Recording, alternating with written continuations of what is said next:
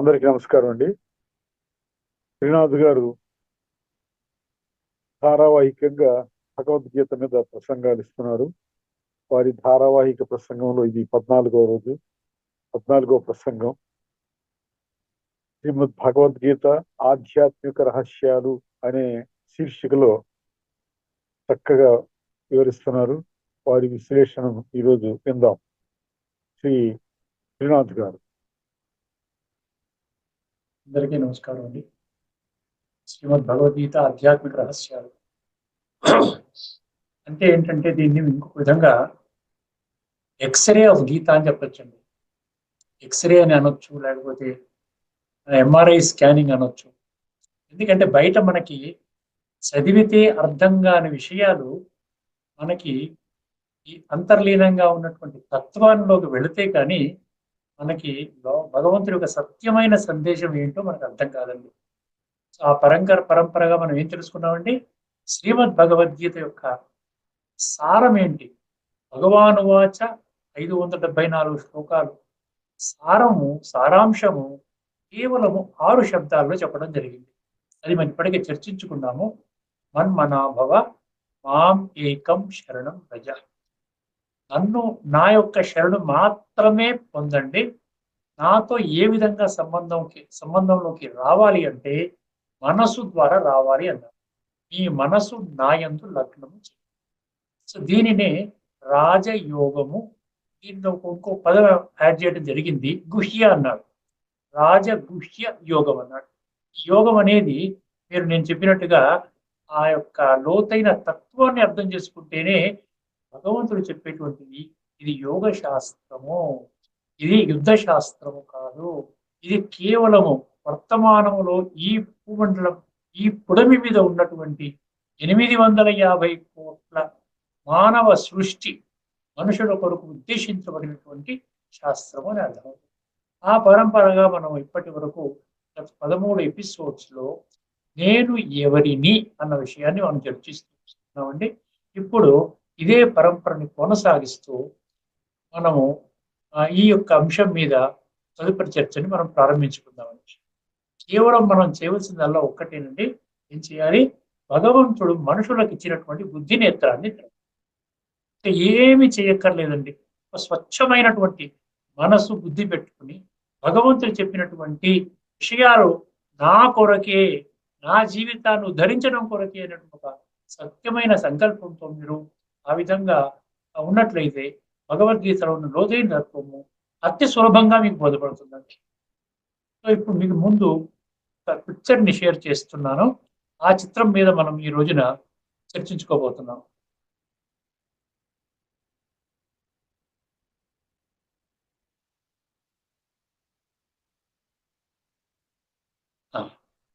ఇది చిత్రం అండి. ఫస్ట్ ఎపిసోడ్ నుండి ఇప్పటి వరకు మనం చర్చించుకునే విషయాలన్నీ కూడా మీరు సీరియల్గా వింటూ ఉంటే మీకు ఏమర్థమవుతుంది? నేను ఈ వినాశీ దేహాన్ని కాదు, ఈ వినాశీ దేహాన్ని నడిపిస్తున్నటువంటి ఒక చైతన్య శక్తి, అవినాశీ శక్తి, ఆత్మస్వరూపాన్ని. అదేవిధంగా భగవంతుడు మనం అనేక శ్లోకాల ద్వారా మనం చర్చించుకున్నాం. ఇప్పుడు ఇది కంక్లూడింగ్ పిక్చర్ అన్నమాట. ఈ యొక్క నేను ఆత్మని, ఇది నా దేహము, ఇది గుర్తుపెట్టుకొని సత్యము. నేను ఆత్మని, ఇది నా దేహము, ఇది నా శరీరము. నేను దేహము అన్న భావనతో మన జీవితాలు ఇప్పటి వరకు గడుపుతున్నాము. అది సత్య దూరము. అందుకనే బృహదారణ్యక ఉపనిషత్తు 1:3:28లో అసతోమా సద్గమయ అంటే నేను సత్య మార్గములో ఉన్నాను, నేను అజ్ఞాన అంధకారములో అలమటిస్తున్నాను, ఈ యొక్క వినాశి శరీరమే నేను అనుకుంటున్నాను, ఇందులో ఉన్నటువంటి అవినాశి తత్వాన్ని నాకు తెలియచేయండి అన్న ఆ యొక్క ప్రశ్నలకు ఒక సత్యమైన భక్తుడి యొక్క ప్రశ్నలకు సమాధానం అన్నమాట. ఇప్పటికే మనం చర్చించుకున్నాం. కొన్ని ముఖ్య విషయాల్ని మీకు తెలియజేసినట్లయితే దీని మీద మీకు ఆసక్తి కలుగుతుంది అనమాట. అందుకనే కొన్ని విషయాలు నేను రిపీట్ చేస్తూ ఉంటాను, అర్థం చేసుకుంటాను భావిస్తున్నాను. ఇప్పుడు ఇక్కడ చూడండి, మనల్ని హ్యూమన్ బీయింగ్స్ అంటారు. మనం ఏమంటారండి? హ్యూమన్ బీయింగ్స్ అంటారు, హ్యూమన్ బాడీస్ అనరు. అంటే జీవాత్మలు అంటారు కానీ జీవులు అనరు. జీవుడు అంటే ఏంటి? శరీరము. ఆత్మ అంటే శరీరము కాదు. ఆత్మ అంటే చైతన్య శక్తి. మళ్ళీ ఇప్పటి వరకు మనం తెలుసుకున్నాం ఆత్మ అవినాశి, శరీరము వినాశి. మనకు తెలుసు, దానిలో ఎటువంటి కాంట్రవర్సీ లేదు. శరీరం అనేది ఈ రోజు కాకపోతే రేపు వెళ్ళిపోతుంది, కానీ ఆత్మ ఎప్పటికీ ఉంటుంది. అది అనేక శ్లోకాల్లో గీతలో భగవంతుడు చెప్పడం జరిగింది. మనం కొన్ని శ్లోకాలు చర్చించుకున్నాం. రాబోయే ఎపిసోడ్లో మరికొన్ని శ్లోకాలు కూడా చర్చించుకోబోతున్నాం. ఇప్పుడు ఇక్కడ అస్థి పంజరాన్ని చూపించడం జరిగింది. అస్థి పంజరము ఏమన్నా స్కెలిటన్ అన్నారు. ఈ అస్థి పంజరముతోనే మనం ఈ రోజున 24 గంటలు 365 రోజులు జీవిత కాలము నేను శరీరము అన్న భావనతోనే మనం జీవిస్తున్నాం. శరీరానికి 3 పూటల స్నానము, శరీరానికే 3 పూటల ఆహారము, శరీరానికే టీవీ సినిమాల మాధ్యమంగా ఎంటర్టైన్మెంట్, శరీర సంబంధాల ద్వారానే మనం ఏదైతే అనుభవం చేస్తున్నామో అదే సత్యమైన సంబంధము అనుకోవడము. అదేవిధంగా శరీరము కోసం కొరకు ఏదైతే 850 కోట్ల శరీరాలు ఈ యొక్క పుడమి మీద ఈ దేహాన్ని ధరించి ఏవైతే పాత్రను అభినయిస్తున్నాయో, ఈ 850 కోట్ల మంది మధ్య జరిగేటువంటి ఏమంటారు సమాచారం మనకి అందిస్తున్నాయి వార్తాపత్రికలు, ఈ టీవీ మాధ్యమాలు, ఇవన్నీ వీటి సమాచారమే. అంటే ఏంటి? 100% మనం ఏం చేస్తున్నాము? నేను శరీరము ఆ విధంగా గడుపుతున్నాను. కానీ భగవంతుడు ఏమంటున్నాడు? నువ్వు శరీరము కాదు అంటున్నాడు. చూసారా ఎంత బాగా చెప్తున్నాడు? నువ్వు శరీరము కాదు. నువ్వు శరీరం అయితే నువ్వు చనిపోయినప్పుడు నువ్వు ఎందుకు మాయమైపోవటం లేదు? అంతే కదండి. నేనున్నంత వరకు శరీరం అనుకుంటున్నాను, వెళ్ళిపోతున్నాను అంటే ఏం చేయాలి? శరీరముతో పాటు వెళ్ళిపోవాలి.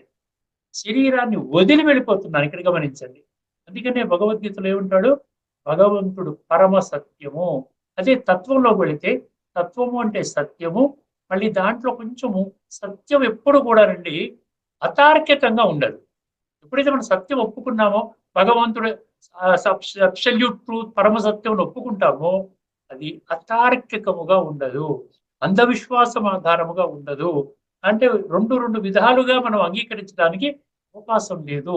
ఒక ప్రిన్సిపల్ ని భగవంతుడు చెప్పాడు అంటే అదే ప్రిన్సిపల్ భగవద్గీత మొత్తం అంతా 574 శ్లోకాల్లో కూడా దానికి వ్యతిరేకంగా భిన్నంగా ఎటువంటి విధంగా మనం అర్థం చేసుకోవడానికి అవకాశం ఉండదు. అది తార్కికము అంటున్నాడు. మూడవది ఏం చెప్తాము? సింపుల్ గా అనమాట. దీనికి ఏమన్నా మన చదువులు కావాలా? దీనికి శాస్త్రజ్ఞానము కావాలా? లేదా సంస్కృతం తెలియాలా? లేకపోతే వేద పండితుల్ని మనం దగ్గరికి వెళ్ళి వాళ్ళతో మనం పని చేయాలా? ఏమి అవసరం లేదు. అకాడమిక్ లో కూడా మీకు ఎటువంటి డిగ్రీస్ కానీ పెద్ద పెద్ద పీజీ, పోస్ట్ గ్రాడ్యుయేట్, పిహెచ్డీలు ఇవి ఏవి మీకు అవసరం లేదు. అంటే అకాడమిక్ డిగ్రీస్తో పని లేదు, అదేవిధంగా శాస్త్రజ్ఞానంతో కూడా పని లేదు. కేవలం మనకి ఏముండాలంటే నేను ఒక ఆత్మస్వరూపాన్ని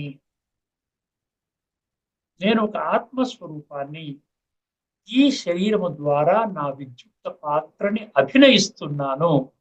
నేను వేరు, నా శరీరము వేరు. నేను శరీరం యొక్క యజమానిని, శరీరము నా బంట్రోతు, శరీరము నా చెప్పు చేతుల్లో ఉండాలి. నేను ఏమి చెబితే నా పని శరీరము చెయ్యాలి. అంటే కళ్ళు నేను ఎక్కడ చూడమంటే కళ్ళు చూడాలి, నేను ఏమి వినమంటే ఆ చెవుల ద్వారా అదే వినాలి. నేను ఏం మాట్లాడాలో అని నోరు శాసించదు, నేనే శాసిస్తాను. ఏం మాట్లాడాలి, ఏం మాట్లాడకూడదు, అర్థమైందండి. ఇలాగ ప్రతి ఆర్గన్, నేను ఎక్కడికి వెళ్ళాలి అంటే నా కాళ్ళు అక్కడికి తీసుకుని వెళ్ళాలి.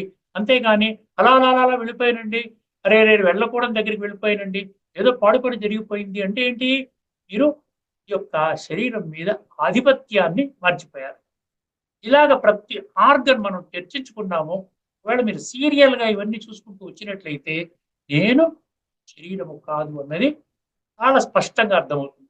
ఇక్కడ ఒక అపోహ మనము అర్థం చేసుకోవాలి. ఈరోజు ఏమంటారు? శరీరాన్ని ప్రకృతి అంటారు. భగవద్గీతలో కూడా శరీరం అంటే ప్రకృతి, భౌతికం.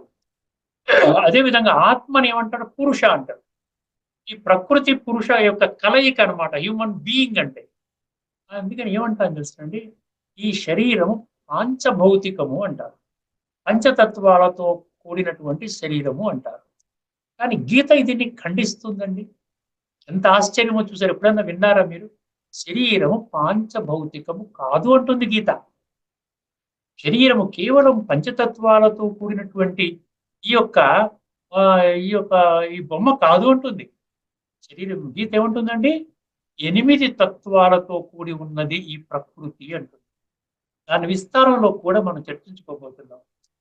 8 తత్వాలు, పంచతత్వాలు కాదు. పంచతత్వాలు అంటే కేవలం భౌతిక వినాశీ శరీరము గురించే మనం అర్థం చేసుకుంటాం. అందులో మిగతా 3 తత్వాలు అది కనబడే తత్వాలు కావు. ఆత్మకి సంబంధించి ఆత్మ సూక్ష్మము. ఆత్మ కనబడుతుందా చెప్పండి? ఆత్మ కనబడదు. ఈ 2 కళ్ళతో ఆత్మని మనం సాక్షాత్కారం చెయ్యలేము.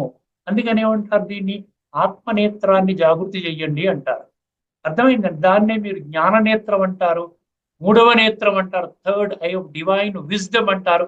రకరకాలుగా జ్ఞాన నేత్రము, బుద్ధి నేత్రము, మనోనేత్రము, ఇలాగ రకరకాల పేర్లు పిలుస్తారు. ఇక్కడ ఈ ఆత్మ అనేది మనకు ఎందుకంటే అర్థం చేసుకోవాలి, ఆత్మ యొక్క సంపూర్ణ పరిజ్ఞానం ఉన్నప్పుడు మాత్రమే మనకు ఈ సూక్ష్మ తత్వాలు ఏవైతే 3 ఉన్నాయో, మనసు, బుద్ధి, సంస్కారము, ఈ 3 తత్వాల గురించి మనకు సంపూర్ణ అవగాహన మనకి లభిస్తుంది. ఇప్పుడు ఏమైంది? 5 పంచతత్వాలు, 3 సూక్ష్మ తత్వాలు, ఈ 3 కలిపితే 8 అన్నమాట. అందుకని గీతలో ఒకసారి మీరు 7వ అధ్యాయంలోని 7వ అధ్యాయం పేరు ఏంటంటే జ్ఞాన విజ్ఞాన యోగం. అందులో 4వ శ్లోకాన్ని మీరు రాసుకోండి, పరిశీలించండి ఒక్కసారి. అక్కడ ఏం చెప్తున్నారు చెప్పండి ఒక్కసారి, శ్లోకాన్ని వినండి. భూమిరాపోనలో వాయు ఖమ్మనో బుద్ధిరేవచ అహంకారమితీయం మే భిన్నా ప్రకృతి అష్టదా. భిన్నా ప్రకృతి అష్టదా అన్నాడు. అష్టదా అంటే ఏంటి? 5 పంచతత్వాలు: భూమి, ఆప, అనల, వాయు, కం. భూమిరాపో అనలో వాయు కం. భూమి అంటే శరీరం అనేది చూసారా, ఈ యొక్క ఏదైతే చర్మము, మాంసము, దుమ్ములు, ఇదంతా చూసారా ఫిజికల్ గా ఉండేటువంటిది, ఇదేంటంటారు? భూమితత్వం. ఈ శరీరంలో పంచతత్వాలతో కూడింది. ఏ విధంగా పంచతత్వాలతో కూడింది అది కూడా మనం అర్థం చేసుకోవాలి. ఆప అంటే ఏంటి? నీరు. మన శరీరంలో ఉన్నటువంటి రక్తం అనుకోండి, 5-6 లీటర్ల రక్తం ఉంటుంది ప్రతి శరీరంలో అంటారు. సో దాన్ని మీరు ఆప అంటే నీరు, అందులో నీరు తత్వం ఉంది. భూమి, ఆప. అనల, అనల అంటే అగ్ని. అగ్నితత్వం చూసారా, మనకి ఇప్పుడు 98.4 డిగ్రీస్ అగ్ని ఉండాలి మన శరీరంలో, ఉంటేనే మనం మామూలుగా మనం పనిచేస్తాం. ఇప్పుడు నేను మాట్లాడుతున్నానంటే నాకు మళ్ళీ 103, 104 డిగ్రీస్ అంతా హై ఈ హీట్ లో ఉందనుకోండి బాడీని, మాట్లాడలేదు. మీరు కూడా ఆ విధంగా ఉంటే మీరు కూడా వినలేరు. అర్థమైందండి? అందుకంటే స్టాండర్డ్గా ఎంత హీట్ ఉండాలి మనలో? 98.4 డిగ్రీస్ అని చెప్తున్నారు. అందుకని మనం అందులో అనల కూడా వచ్చేసింది. వాయువు అంటే మనం గాలి పీల్చుకుంటున్నాం. మన గాలి పీల్చుకోవడం ఒక 5 నిమిషాలు కానీ ముక్కు నోరు మూసేస్తే, శుభ్రంగా ప్లాస్టర్ వేసేస్తే మనిషి చచ్చిపోతాడు. అర్థమైంది? సో వాయుతత్వం కూడా ఉన్నదనమాట. మరి ఖమ్ అంటే ఏంటి? ఆకాశతత్వము లేక శూన్యతత్వము. అంటే మన శరీరం చక్కగా ఒక ఆకృతిలో ఉండాలి అంటే ఎక్కడెక్కడ శూన్యం ఉండాలి, ఎక్కడెక్కడ ఆ విధంగా ఉండాలనేది అది కూడా ఒక తత్వం ఉన్నది కాబట్టి. లేకపోతే ఏంటవుతుంది? ఈ దుమ్ములు, చర్మం అన్ని కలుపుకొని పక్కగా ఆ విధంగా సౌత్ ఆఫ్రికాలో మనుషులు చూసారా, ఏమి తినకుండా కొన్ని ఆ విధంగా బతికేస్తూ ఉంటారు. అటువంటి ఆ విధంగా ఉంటారు ప్రతి ఒక్కరు కూడా. అందుకని అక్కడ ఆకాశతత్వం కూడా ఉంది. ఖాళీలు అనమాట. అక్కడ ఖాళీలని మనం శూన్యతత్వం చెప్పచ్చు. సో భూమి, ఆప, అనల, వాయు, ఖం అంటే 5 తత్వాలు అయిపోయింది. ఇక్కడ మళ్ళీ మనం 3 తత్వాలు ఏం చెప్తున్నాడు? మనస్సు, బుద్ధి, సంస్కారము. ఇది మనం మిస్ చేసుకున్నామండి. భూమి రాపు అనలో వాయు కం మనోబుద్ధి రేవచ. మనసు, బుద్ధి వచ్చేసింది. అహంకారం అంటే ఇది సంస్కారం. అహంకారం అంటే నేను చేసే కార్యము ద్వారా జరిగేటువంటి ఉత్పన్నమయ్యే సంస్కారాలు. శ్రేష్టమైన కార్యము చేసినట్లయితే, కార్యం అంటే కర్మలు, ఈ కర్మల ద్వారా శ్రేష్టమైన సంస్కారాలు ఏర్పడతాయి. లేకపోతే దుష్ట సంస్కారాలు ఏర్పడతాయి, నెగిటివ్ సంస్కారాలు ఏర్పడతాయి. దాని గురించి కూడా మనం డీటెయిల్ గా చర్చించుకోబోతున్నాం. అందువలన సో మనసు, బుద్ధి, అహంకారమే భిన్న ప్రకృతి అష్టద. అర్థమైందండి? సో ఈ విధంగా మనం చూసుకున్నట్లయితే భగవద్గీతలో భగవంతుడు ఏం చెప్తున్నాడు? ఈ యొక్క తత్వం, ప్రకృతి అనేది 8 తత్వాలతో కూడి ఉన్నది. నువ్వు 5 తత్వాలు అనుకుని ఏం చేశావు? నిన్ను నీవు నిన్ను నీవు ఎక్స్క్లూడ్ చేసుకున్నావు అనమాట. అంటే ఆత్మని ఎక్స్క్లూడ్ చేసుకోవడం వల్ల మనసు, బుద్ధి, సంస్కారాలు కూడా ఎక్స్క్లూడ్ చేసుకున్నాం. అందుకని దీని పర్యవసానం ఏం జరుగుతోంది? దీని పర్యవసానం ఏం జరుగుతోంది? మనశ్శాంతి లేకుండా ఉంది. ఏదో నా కోరుకున్నది జరిగితే మనశ్శాంతిగా ఉంటుంది, కోరుకున్నది జరగకపోతే అశాంతిగా ఉంటుంది. ఈ విధంగా సమస్యలు వస్తున్నాయి. అదే డాక్టర్లు కూడా ఏమంటున్నారు? మానసిక రుగ్మతలు 80% అంటున్నారు. సైకోసొమాటిక్ జబ్బులు అంటున్నారు. అంటే మానసిక ఒత్తిడితో శరీరానికి కలిగేటువంటి జబ్బులు. అవి చాలా వరకు తీవ్రమైన రోగాలు అంటారు. అర్థమైంది. అందుకని 80% దేనికి సంబంధించింది? మనసుకు సంబంధించింది. మానసిక ఒత్తిడి అంటే మనసుకు సంబంధించింది. అంటే ఏంటి? సూక్ష్మతకు సంబంధించింది 80%, ఆత్మకి సంబంధించి 80% కూడా. సూక్ష్మత కావాలంటే ఆ సూక్ష్మమైనటువంటి సూక్ష్మ శక్తి అయినటువంటి ఆత్మజ్ఞానం మనకు ఉండాలి. ఆత్మజ్ఞానం లేకపోవటం వలన 100% నేను దేహముని పడిపోవటం వలన, మనసు గురించి పరిజ్ఞానం లేకపోవటం వలన మనకేమవుతుంది? ఈ రోజున మనసుతో కూడుకున్నటువంటి ఈ విధంగా ఒత్తిడితో కూడుకున్నటువంటి స్ట్రెస్, టెన్షన్, ప్రెషర్స్, సమస్యలు, గొడవలు, ఆందోళన అంటున్నాం కదా. సో ఈ ఉద్రిక్తత అంటున్నాం. ఇవన్నిటికీ మనం వశమైపోయి మన యొక్క జీవితంలో సదాకాలికంగా ఒక ప్రశాంత చిత్తముగా, ఒక ఆనందకరమైన వాతావరణం చేసుకోలేకపోతుంది. మనం ఏదైనా ఉంటే ఈవెంట్ మీద ఆధారపడినటువంటిది. ఎవరైనా నా గురించి నన్ను గౌరవించినట్లయితే నేను ఆనందపడతాను, ఎవరైనా నన్ను మెచ్చుకున్నట్లయితే బాగుంటుంది, లేకపోతే నేను అనుకున్న కర్మ కర్తవ్యం ఏదైతే చేస్తున్నానో, పని చేస్తున్నానో అందులో సఫలత పొందినట్లయితే ఆనందపడతాను, లేకపోతే మళ్ళీ దుఃఖపడతాను. ఈ విధంగా ఒక ఇన్సిడెంట్ మీద, ఒక ఈవెంట్ మీద, మనుషుల ప్రవర్తన మీద, అన్ని సందర్భాలలో దాని మీద ఆధారపడుతూ మనం ఈ రోజున శాంతి, సుఖము కోరుకుంటున్నాం. భగవంతుడు ఏం చెప్తున్నాడు అక్కడ? ఆత్మ జ్ఞానము పొందినట్లయితే ఆత్మలో నిక్షిప్తము కాబడినటువంటి 26 దివ్య గుణాలు ఏవైతే ఉన్నాయో భగవంతుడి చెప్పాడు 16వ అధ్యాయంలో 1, 2, 3 మీరు రాసుకోవచ్చు. 26 దివ్య గుణాలు భవంతి దైవీ విజాతస్య భారత అంటాడు చూసారా. నేను ఈ విధంగా హే అర్జున నీలో నేను పదిలపరిచాను ఈ 26 దివ్య గుణాలు. దీని నుండి మనం ఏమైపోయాము? వంచితులమైపోయాము. ఇప్పుడు ఆంతరికంగా భగవంతుడు ఇచ్చినటువంటి గిఫ్ట్ ఏదైతే ఉందో, సుఖము, శాంతి, ఆనందం, ప్రేమ, శక్తి, జ్ఞానము, ఇవన్నీ ఆధ్యాత్మిక జ్ఞానం ఏదైతే ఉందో దాని నుండి మనం వంచితులు కావడం వలన మనం ఏం చేస్తున్నాము? సుఖము, శాంతి బయట వాతావరణంలో వెతుక్కుంటున్నాం. వేరే మార్గం లేదు కదండి. ఆంతరికంగా దొరికేటువంటి ఆ ఖజానా ఏదైతే ఉందో, ఆ గని ఏదైతే ఉందో దాని నుండి మనం దాని యొక్క పరిజ్ఞానం మనకి లేదు. ఎందువల్లంటే ఆత్మజ్ఞానాన్ని మనం సమూలముగా విస్మరించడం జరిగింది. ఇప్పుడు ఆ విధంగా చూసినట్లయితే మనసు, బుద్ధి, సంస్కారం. మనసు ఏం చేస్తుంది? కొంచెం ఇప్పుడు ఈ రోజు ఎపిసోడ్ లో మనం చాలా క్లుప్తంగా తెలుసుకోబోతున్నాం. రాబోయే 1-2 ఎపిసోడ్స్ లో మనసు, బుద్ధి, సంస్కారాల గురించి భగవంతుడు ఇచ్చినటువంటి విశ్లేషణ ఏదైతే ఉందో కొన్ని శ్లోకాల ఆధారంగా మనం చర్చించుకోబోతున్నాం. ఇప్పుడు ఈ రోజున ఈ చిత్రం ఆధారంగా మనం ఏం తెలుసుకుంటాం? మనసు ఏం చేస్తుంది? మనసు అనేది కేవలము సంకల్పాలను ఉత్పన్నం చేస్తుంది. సంకల్పం అంటే ఆలోచన, థాట్స్. ఒక థాట్స్ జనరేటింగ్ ఫ్యాక్టరీ అన్నమాట అది. అర్థమైందండి.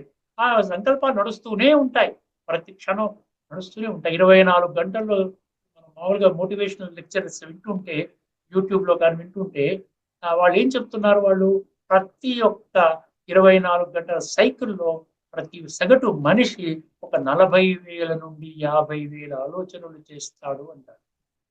ఇన్ని వేల ఆలోచనలు చేస్తున్నాం అనమాట. అందుకనే మనసు చేసే పని ఏమి చేయదండి. మనసు ఏమి విశ్లేషణ చేయదు, ఆలోచన చేస్తూనే ఉంటుంది అనమాట. అది కావాలి, ఇది కావాలి, ఇది కావాలి, అది కావాలి. అందుకనే మనసు యొక్క ఆలోచన దాన్ని ఒక కంట్రోల్ చేయడం కొరకు ఏ ఆలోచన మన జీవితాన్ని ఉద్ధరిస్తుంది, ఈ ఆలోచన మన జీవితాన్ని అదే పాతాళానికి నెట్టివేస్తుంది, ఏ ఆలోచన మంచిది, ఏ ఆలోచన చెడ్డది అంటారు చూసారా. థింక్ పాజిటివ్ అంటారు. అంటే శుద్ధమైన ఆలోచనలు చేయనైనా సకారాత్మకమైనటువంటి ఆలోచనలు చెయ్యి అంటారు. అలాంటప్పుడు ఎవరు మనకి కంట్రోల్ చేసేది? దాని కొరకే భగవంతుడు బుద్ధి అనేది 2వ శక్తిని మనకి ఇచ్చాడు. ఆత్మ యొక్క 3 శక్తులలో, 3 అంగాలలో మనస్సు అనేది ఒకటి, 2వది బుద్ధి. బుద్ధి ఏం చేస్తుంది? నిజంగా అంటాం చూసారు, ఏదన్నా రాంగ్ పనులు చేసుకుంటే ఏమో బుద్ధి లేదా నీకనండి. అంటే బుద్ధి ఉన్నప్పటికీ కూడా బుద్ధిని ఉపయోగించడం లేదు. బుద్ధిని ఒకవేళ వాడుకున్నట్లయితే ఏం చేస్తుందండి బుద్ధి? ఇలాగ ఫ్యాక్టరీ మనసు అనేది ఆ ఫ్యాక్టరీ నుంచి ఆలోచనలు వస్తూ ఉంటే, ఏ ఆలోచన నన్ను సత్యమైన మార్గములో, ధర్మమైన మార్గములో, సన్మార్గములో, శ్రేష్టమైన మార్గములో, ఉన్నతమైన మార్గంలోకి తీసుకొని వెళుతుంది. ఏ యొక్క ఆలోచన నా ఆత్మని శుద్ధి చేస్తుంది, ఏ ఆలోచన నాకు సదా సుఖము, శాంతిని, ఆనందాన్ని, ప్రేమని, శక్తిని, జ్ఞానాన్ని ఇస్తుంది, ఇలాగ మనకి అది ఫిల్టర్ చేస్తుంది అనమాట. ఇది బుద్ధి అనేది చేస్తుంది. బుద్ధి వక్ర బుద్ధి లేకపోతే సక్రమంగా పనిచేసే సక్ర బుద్ధి అనుకోండి. వక్ర బుద్ధి అంటే ఏం చేస్తుంది? బుద్ధి బుద్ధి పనిచేయదు. మనసు ఏదైతే చెప్తుందో దానినే అమలు చేస్తుంది. దాన్ని ఏమంటారు? ఇప్పుడు వెళ్దాం, ఇవాళ డ్రింకింగ్ చేద్దాం, ఆల్కహాల్ తీసుకుందాం, లేకపోతే క్లబ్కి వెళ్దాము, పార్టీ చేసుకుందాం, లేకపోతే ఈ డబ్బుని ఈ విధంగా ఖర్చు పెడదాం, పేకాట క్లబ్కి వెళదాం. ఇలాంటి అన్ని ఆలోచనలు ఏవైతే ఉన్నాయో ఇవన్నీ కూడా మనసు చేసే ఆలోచనలు. అక్కడ బుద్ధి ఏం చేస్తుంది? అడ్డుకట్ట వేయదు. ఓకే. బుద్ధి పదులుగా ఉందనుకోండి, అప్పుడు ఏమంటుంది? ఇది వెళ్ళకూడదు, దీనివల్ల ఆత్మ ఇప్పటికే చాలా నష్టమైపోయింది, చాలా పాడైపోయింది, ఇప్పుడు ఉన్న పడంగా శరీరాన్ని విడిచిపెడితే ఆత్మ కుళ్ళిపోయిన ఆత్మ, ఈ విధంగా ఈ కుళ్ళు ఆత్మ నీకు మంచి శ్రేష్టమైన దేహాన్ని ఇస్తుందా? ఇవేదన్నా ఆత్మశుద్ధి కోసం పనిచేస్తున్నావా? శరీరం కోసం 24 గంటలు తపన పడుతున్నావు, కనీసం ఒక అరగంట అయినా నువ్వు సమయాన్ని తీయగలుగుతున్నావా? ఇలాగ మనకేం చేస్తుంది? మన గుణపాఠం నేర్పించి సరైన మార్గంలో పెడుతుంది. అండ్ అందుకనే బుద్ధిని భగవంతుడు కూడా అందుకనే మనుషులకు మాత్రమే బుద్ధినిచ్చాడు. ఆ బుద్ధి సక్రమంగా పనిచేసినట్లయితే ఆత్మ జ్ఞానం తీసుకుంటుంది, అదేవిధంగా పరమాత్మ తత్వాన్ని కూడా అర్థం చేసుకుంటుంది.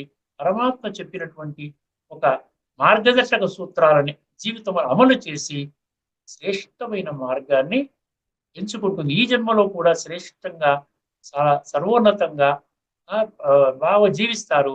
అదేవిధంగా తదుపరి, ఎందుకంటే ఈ యొక్క మనం ఇప్పటికే అనుకున్నాం కదా, జాతస్య హిద్రువో మృత్యు అన్నట్టు, పుట్టినవాడు మరణిస్తాడు, మరణించిన ప్రతి ఒక్కడు పునః జన్మ తీసుకుంటాడు.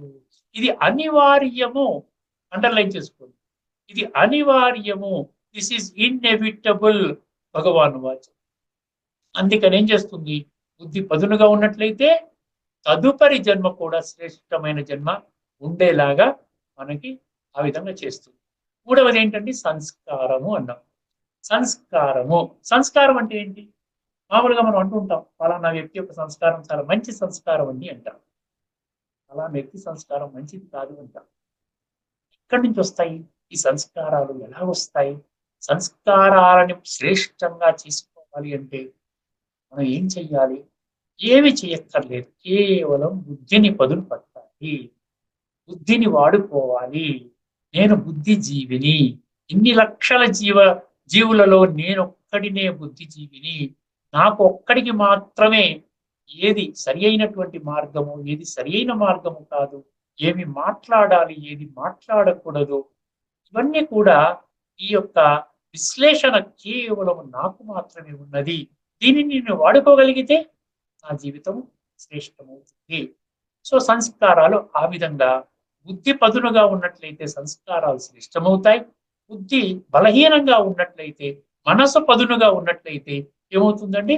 సంస్కారాలు పాడవుతాయి. అందుకని సంస్కారాలను కూడా ఏమంటారు? 3 రకాలుగా మనం చెప్పొచ్చు. ఉత్తమ, మధ్యమ, అధమ. ఉత్తమ, మధ్యమ, అధమ అంటే దానినే ఆధ్యాత్మిక పరిభాషలో ఏమంటున్నారు? సాత్విక, రాజసిక, తామసిక. సో ఇప్పటి వరకు మనం ఆత్మజ్ఞానం పొందని కారణముగా మన సంస్కారాలు న్యాచురల్ గానే అది కనిష్ట స్థితిలోకి చేరిపోయాయి, తామసిక స్థితిలోకి చేరిపోయాయి. అందుకనే ఈ రోజున మనం ఏం చేస్తున్నాం? ప్రతిదానికి కూడా మనం చాలా ప్రశాంతంగా ఆలోచించి మనము మంచి చక్కటి స్టెప్స్ వేయటం లేదు. తప్పటడుగులు వేస్తున్నాము, తప్పుడు పనులు చేస్తున్నాం. కర్మ చేసిన తర్వాత ఆ ఫలితం అనుకూలంగా రాకపోయినట్లయితే మనం పశ్చాత్తాపడి, ఇలా కాదు అలా చేసి ఉంటే ఇంకా బాగుండేది, అరే రే నా బుద్ధి ఏమైపోయింది, చక్కగా నాకు తెలిసినటువంటి విషయమే నేను రాంగ్ స్టెప్ ఎందుకు వేశాను, అక్కడ నేను ఎందుకు గట్టిగా నిర్ణయం తీసుకోలేకపోయాను, ఈ విధంగా నాకు తెలిసినప్పటికీ చూసారు, ఇలాగ మనం పశ్చాత్తాపడుతూ ఉంటాం. అందుకనే ఈ సంస్కార పరివర్తన చేసుకోవడమే మన జీవితం యొక్క లక్ష్యము అని భగవంతుడు మనకి ఈ విధంగా రాజయోగం అనే ప్రక్రియ ద్వారా మనం చెప్తున్నారు. అందుకని చూసారు, ఇక్కడ అస్థిపంజరము, మనసు, బుద్ధి, సంస్కారాలుతో కూడి ఉన్నటువంటి ఆత్మ, ఈ రెండు కలిపితే మనకేమైందంటే జీవాత్మ అయింది. జీవుడు ప్లస్ ఆత్మ, హ్యూమన్ బాడీ ప్లస్ బీయింగ్ అన్నమాట. బీయింగ్ అంటే ఆత్మ, అందుకని మనం హ్యూమన్ బీయింగ్ అంటారు. ఇప్పుడు క్లుప్తంగా మనం ఏం చేస్తామంటే, ఈ యొక్క ఎపిసోడ్ ని మనము ముందుకు తీసుకొని వెళ్ళి క్లుప్తంగా ఇక్కడ కారును చూపించారు, కారు చూపించారు. అదేవిధంగా ఒక వ్యక్తి యొక్క మృకుటి మధ్యలో ఒక తిలకాన్ని చూపించారు.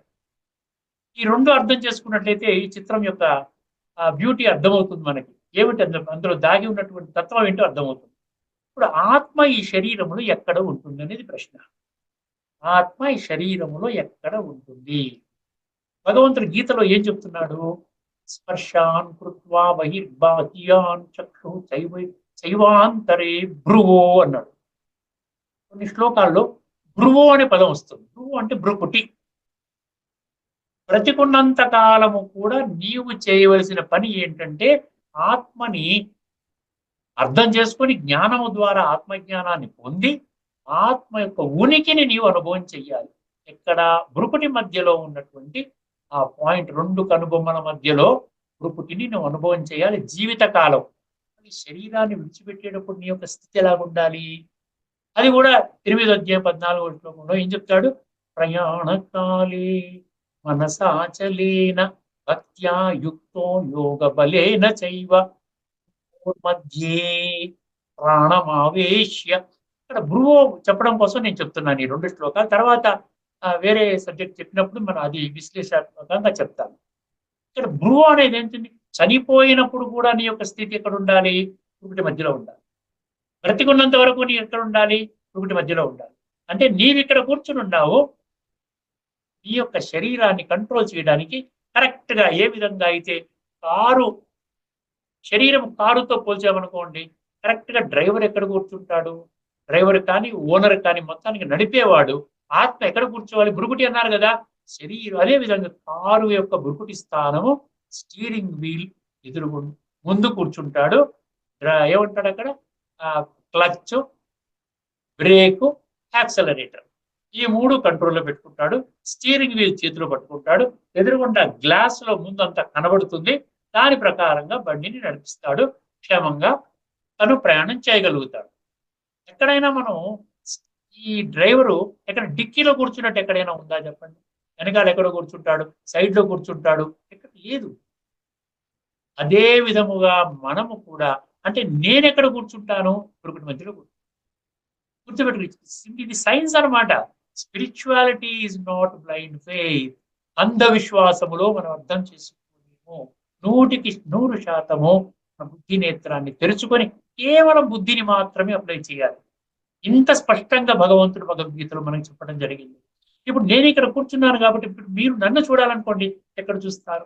నేను మిమ్మల్ని చూడాలనుకోండి, ఎక్కడ చూస్తాను? మీ కాళ్ళను చూసి పలకరిస్తానా? మీ యొక్క నడువుని చూసి పలకరిస్తానా? మీ భుజాలను చూసి పలకరిస్తానా? లేకపోతే ఇంకెక్కడైనా చూసి పలకరిస్తానా? కేవలము మీతో నేను ఐ కాంటాక్ట్ లోకి రావాలి అంటే కేవలము మీ భృకుటిని చూస్తేనే నేను మీ భృకుటిని చూడాలి. మీరు నా భృకుటిని చూసినప్పుడే ఐ టు ఐ కాంటాక్ట్ జరుగుతుంది. ఇదన్నమాట అక్కడ ఉన్నటువంటి సత్యమైనటువంటి విషయం. రెండవ విషయం, ఇక్కడ ఉన్నటువంటి ఆత్మ, భృకుటి మధ్యలో ఉన్నటువంటి ఆత్మ ఇక్కడే ఉన్నదానికి ఏమన్నా నిదర్శనాలు ఏమైనా ఉన్నాయా? ఒక్కసారి నేను నమస్కారము అంటానండి. రెండు చేతులు జోడించి హైందవ సాంప్రదాయం, భారతదేశంలో ముఖ్యంగా ప్రతి ఒక్కరు కూడా నమస్కారం అండి అంటే షేక్ హ్యాండ్ ఇవ్వరండి, నమస్కారం అండి అంటారు. అప్పుడు కూడా ఏమవుతుందంటే మన ఈ యొక్క 2 వేళ్ళు, బొటన వేళ్ళు ఈ భృకుటి ఆత్మస్థానాన్ని టచ్ చేస్తాయి. అదేవిధంగా మనం ఆగస్టు 15వ తారీఖు కానివ్వండి, 26 జనవరి రిపబ్లిక్ డే సందర్భంగా, ఇండిపెండెన్స్ డే సందర్భంగా కానివ్వండి, అక్కడ మనం సెల్యూట్ చేస్తాం. మన జాతీయ పతాకాన్ని ఆవిష్కరించి సెల్యూట్ చేస్తాం. అప్పుడు కూడా మంచి ఎక్కడికి వెళ్తుందండి? కరెక్ట్గా ఇక్కడికి. ప్రపంచం మొత్తం ఇది ఎవరైనా కానీ ఇక్కడే సెలెక్ట్ చేస్తారు. వాళ్ళ జ్ఞానం లేదు భలే, ఎందుకు ఇక్కడే చేస్తారు, ఇక్కడ చేయొచ్చు కదా, ఇక్కడ చేయొచ్చు కదా, కడుపు దగ్గర చేయొచ్చు కదా అని మీరు అనుకోవచ్చు. ఎక్కడ చెయ్యరు, ఇక్కడే చేస్తారు. ఎందుకంటే ఇది నేను గౌరవిస్తున్నాను, ఇక్కడ నేను టచ్ చేస్తున్నాను, ఇక్కడ కూడా నేను గౌరవిస్తున్నాను, ఇక్కడ టచ్ చేస్తున్నాను. ఇప్పుడు మీకు ఎండాకాలము, ఏసీ ఆగిపోయింది, కరెంటు లేదు, ఫ్యాన్లు పనిచేయట్లేదు, మిట్ట మధ్యాహ్నము, టెంపరేచర్ 40 దాటింది. ఏమవుతుంది అప్పుడు ఏం చేస్తారు మీరు? కనీసం ఒక న్యూస్ పేపరో, ఒక చేతి విసనకర్రనో తీసుకుంటారు. ఎక్కడ విసురుకుంటారు? ఒక్కసారి ఆలోచించుకోండి. కరెక్ట్ గా ఇక్కడ ఈ భాగంలోనే మీరు విసురుకుంటారు. అవునా కాదా? ఎక్కడైనా కడుపు దగ్గర విసురుకున్నారా, నడుము దగ్గర విసురుకున్నారా, భుజాల దగ్గర విసురుకున్నారా, తల దగ్గర విసురుకున్నారా, మోకాళ్ళ చెప్ప దగ్గర విసురుకున్నారా? లేదు, ఇక్కడనే. ఎందుకంటే నేను ఇక్కడ కూర్చున్నాను, నాకు కావాలి ఉపశమనము. అదేవిధంగా ఎప్పుడైనా కష్టాలు నష్టాలు వచ్చాయనుకోండి, ఇబ్బందులు వచ్చాయనుకోండి, తీవ్రమైనటువంటి పరిస్థితులు వచ్చాయనుకోండి, ఒకసారి మన చెయ్యి ఎక్కడికి వెళ్తుందండి? అరే రే, వాట్ ఈస్ దిస్ హ్యాపెనింగ్ అంటాం. ఇంకా ఏదో ఒక యాక్సిడెంట్ జరిగింది, చాలా సీరియస్ ఇంజరీస్ అయ్యి హాస్పిటల్ అడ్మిట్ చేశారు, ఆయన చాలా ఇంపార్టెంట్ మనిషి. ఏమవుతుంది, ఏమిటి ఇలా జరుగుతుంది, ఏమవుతుంది, కర్మ ఏంటి ఇలా అని ఇక్కడే కొట్టుకుంటారు. ఎవడు కూడా కడుపు దగ్గర, నడుము దగ్గర, మెడ దగ్గర కొట్టుకోరు. అర్థమైందండి? ఇలాగ చూసినట్లయితే మనకి ఇక్కడ ఆత్మస్థితి ఇక్కడ ఉంది, ఆత్మ యొక్క ఉనికి ఇక్కడ ఉన్నది అన్నది మనకి చాలా స్పష్టంగా నిర్ధారణ అయింది. ఇప్పుడు మనం ఇంకా నెక్స్ట్ స్టెప్ లో మనం ఏం తెలుసుకుందాం అంటే, ఆత్మ కనబడదండి. ఫర్ ఎగ్జాంపుల్ దీన్ని దేంతో పోల్చొచ్చు మనము? కరెంటుతో పోల్చొచ్చు. ఏమండి? కరెంటుతో పోల్చొచ్చు. కరెంటు కనబడుతుందా? కరెంటు కనబడదు. కానీ కరెంటు లేకపోయినట్లయితే మన యొక్క ఇన్స్ట్రుమెంట్స్ ఏవి కూడా పనిచేయవు. మైక్ పనిచేయదు, కంప్యూటర్ పనిచేయదు, లైట్ పనిచేయదు, ఏది పనిచేయదు. మీ ఇంట్లో ఉన్నటువంటి ఎన్నైతే ఇన్స్ట్రుమెంట్స్ ఉన్నాయో, కరెంటు ఆధారంగా నడుస్తున్నాయో, ఏవి మన ట్రైన్స్ కూడా, ఎలక్ట్రిక్ ట్రైన్స్, ఎలక్ట్రిక్ కార్లు ఇవన్నీ వస్తున్నాయి, ఏవి పనిచేయవు. సో కరెంటు కనబడుతుందా? కనబడదు. కానీ కరెంటును మోసేటువంటి తీగ ఏదైతే ప్లాస్టిక్ వైర్ ఉంటుంది చూసారా పైన, అది మనకు కనబడుతుంది. మన ఆత్మని దేంతో పోల్చొచ్చండి? ఇది కరెంటు, ఈ శరీరం అనేది పైన ఉన్నటువంటి ప్లాస్టిక్ గొడుగు. అదేవిధంగా ఇది పక్షిగా తీసుకోవచ్చు, ఇది పంజరము అని తీసుకోవచ్చు. ఇంకొక ఉదాహరణ, ఇది ఒక వజ్రము. మీరు ఏదో కొనుక్కున్నారు, చాలా ఎవరో బహుకరించారు, మీకు ఒక 5 లక్షల రూపాయల వజ్రాన్ని బహుకరించారు, డైమండ్ని బహుకరించారు. దాన్ని కూడా ఈ రోజున మనం ఒక వజ్రం కొంటే దాని బాక్స్ కూడా కొంచెం చాలా బాగా విలువగానే ఇస్తాడండి. అది కనీసం ఒక 1000 రూపాయలు, 2000, 5000 ఉంటుంది ఆ బాక్స్. సో ఈ బాక్స్ మనం తెచ్చుకుంటాం, అందులో 5 లక్షలు 10 లక్షలు ఖరీదైన వజ్రం ఉంది. కానీ బాక్స్, ఇప్పుడు వజ్రము పోయిందనుకోండి, దొంగలు ఎత్తుకుపోయారు వజ్రము, ఓన్లీ బాక్స్ని మాత్రం పడేసి దొంగలు వజ్రాన్ని ఎత్తుకుపోయారు. ఏం చేస్తాం? ఈ బాక్స్ని ఏమన్నా లాకర్లో పెట్టుకుంటామా చెప్పండి? ఒక్కసారి బాక్స్ని పడేస్తాం. బాక్స్కి విలువ లేదు అక్కడ, వజ్రానికి మాత్రమే విలువ. అదేవిధంగా ఆత్మకి మాత్రమే విలువ, కానీ శరీరానికి విలువ. Tata, Birla, Ambani, bill gates, Warren Buffett, America president, Russia president, ఎంత గొప్ప గొప్ప గొప్ప గొప్ప పేర్లని చెప్పండి, ఆత్మ వెళ్ళిపోయినట్లయితే ఎవరూ కూడా ఆ శరీరాన్ని దాచుకోరు. ఆ విలువైన దేనికి ఇచ్చాను? ఆ వజ్రానికే విలువ. మన పిల్లలు, మా అబ్బాయి కూడా అమెరికాలో సాఫ్ట్వేర్ ఇంజనీర్. అర్థమైందండి? ఏమైంది? సాఫ్ట్వేర్ అంటే ఏంటి? సాఫ్ట్వేర్, హార్డ్వేర్ అని 2 చూపిస్తారు మనకి మామూలుగా. ఏమండి? సాఫ్ట్వేర్ అంటే ఆత్మని మనం సాఫ్ట్వేర్ గా తీసుకోవచ్చు, శరీరాన్ని మనం హార్డ్వేర్ గా తీసుకోవచ్చు. సాఫ్ట్వేర్ లేకుండా హార్డ్వేర్ నిరుపయోగము. అదేవిధంగా హార్డ్వేర్ లేకుండా సాఫ్ట్వేర్ నిరుపయోగము. కేవలం ఒక్క ఆత్మ మాత్రమే ఉన్నప్పటికీ దానివల్ల ఉపయోగం లేదు. దాని ఉనికిని కనిపెట్టాలంటే శరీరము అనేది మనకు కావాలి. శరీరము లేకుండా మనం ఆత్మ యొక్క జ్ఞానము కూడా మనం పొందలేము. సో శరీరము, ఆత్మ ఈ 2 కూడా కాంప్లిమెంటరీ. ఈ 2 ఉన్నట్లయితేనే అవుతుంది. సో సాఫ్ట్వేర్, ఇది హార్డ్వేర్. ఆ విధంగా మనము తీసుకోవచ్చు. ఇంకా ఎన్నెన్ని ఎగ్జాంపుల్స్ మనం చెప్పుకోవచ్చు అండి. అదేవిధంగా సిమ్, మన ప్రతి ఒక్కరూ మొబైల్ ఫోన్స్ వాడుతున్నారు. అందులో పైన కనబడే సెల్ ఫోన్ ఏదైతే ఉందో అది ఏమో ఈ శరీరము. లోన ఉన్నటువంటి సిమ్ ఏదైతే ఉందో దాన్ని మనం ఆత్మగా మనం తీసుకోవచ్చు. అది మనకు కనపడదు, కానీ అది ఉన్నది. అది లేకపోతే ఫోను పని చేయదు. ఆత్మ లేకపోతే శరీరానికి విలువ లేదు, శరీరం పని చేయదు. కళ్ళు తన పని చేయదు, చెవులు తన వినే పని చేయదు, కాళ్ళు నడిచే పని చేయదు, మొత్తం అంతా స్తంభించిపోతాయి. అర్థమైందండి? ఇది అన్నమాట మనం ఆత్మతత్వాన్ని సంక్షిప్తంగా మనం చర్చించుకున్నాము. బ్రుకుటి మధ్యలో ఉన్నటువంటిది. ఈ యొక్క ఆత్మ యొక్క ఉనికిని మనం తెలుసుకుంటున్నాం. తర్వాత దాన్ని అనుభవం చేసే స్థితిలో కూడా వెళతాం. మరికొన్ని ఆత్మ గురించే ఇదే చిత్రం మీద మరికొన్ని విషయాలు మనం రాబోయే ఎపిసోడ్ లో మనం చర్చించుకుందామండి. ఈ ఎపిసోడ్ ని మనం ఇక్కడితో మనం ముగిద్దాం. లోకా సమస్త సుఖినో భవంతు. ఓం శాంతి. నమస్కారం.